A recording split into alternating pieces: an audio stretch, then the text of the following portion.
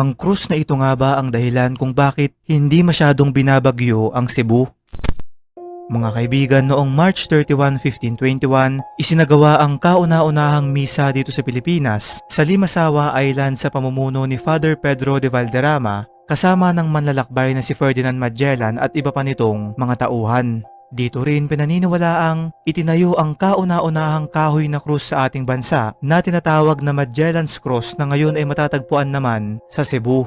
Ayon sa ilang kwentong bayan patungkol dito, yung krus daw na ito ay nagtataglay ng kakaibang kapangyarihan kung saan kaya nitong magpagaling ng anumang sakit kapag ito ay iyong nahawakan.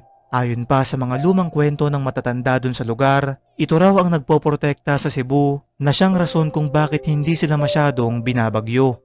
Ayon sa statistics, ay nasa isang bagyo lamang ang nararanasan ng Cebu sa isang taon na kung minsan pa nga ay wala talaga.